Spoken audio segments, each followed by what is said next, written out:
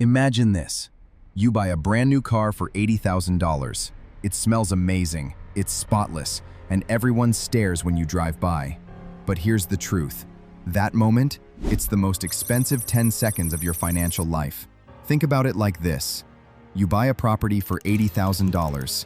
Every year, you spend $5,000 on maintenance, insurance, taxes, utilities, and renovations, just to keep it in top shape. After 5 years, you sell it for $30,000. Would you ever make that deal? Well, that's exactly what happens when you buy a brand new car. The average new car loses around 20% of its value the moment you drive it off the lot. By year 5, it's down nearly 60%. So that $80,000 car, in 5 years, it's worth barely $32,000.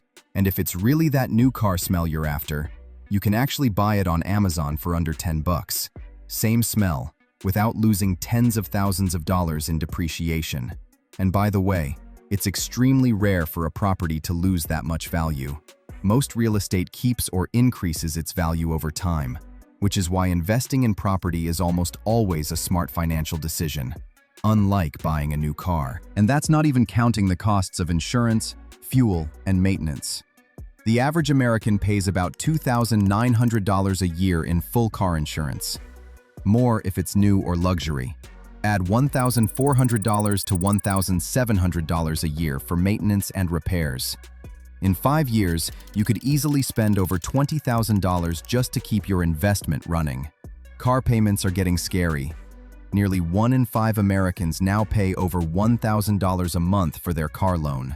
That's more than some people's rent. And after years of payments, the car's value is only a fraction of what you paid. Now let's add it all up. You're paying nearly $1,000 every month for your car loan.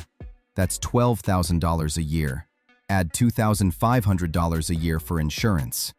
Another $1,500 for maintenance and repairs. You're easily spending over $16,000 every single year just to keep your car on the road. And here's the kicker. While you're paying all that, your car keeps losing value every single day.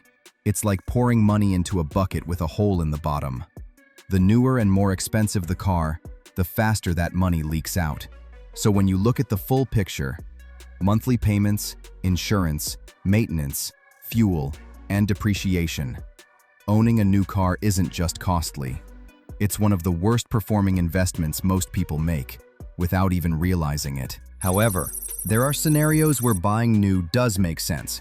If you're a business owner, a new car can work in your favor through tax deductions. Here's an example. You buy a brand new car for $60,000. It's used 100% for your business, for deliveries, client meetings, or travel. Under US IRS rules, specifically the Section 179 deduction, you may be able to deduct the full purchase price in the same year. If your business earned $120,000 in profit, deducting the $60,000 vehicle expense means you only pay taxes on the remaining $60,000, potentially saving $15,000 to $20,000 in taxes, depending on your rate. In this case, the car becomes a business asset, not a personal liability. The smarter choice? Buy a car that's 2 to 5 years old. You skip the steepest part of the depreciation curve, still enjoy reliability and warranty coverage, and you're letting someone else pay for the new car smell. Cars shouldn't drain your wealth. They should serve your goals. So before you buy new, ask yourself, would I buy that $80,000 property just to sell it for $30,000 5 years later? Now that you've seen the full picture, I want to hear from you. Are you team brand new car or team used car? What are you driving right now, and why did you choose it? Drop your story in the comments. I'm curious, what you decided and why. Thanks for watching, and I'll see you in the next one.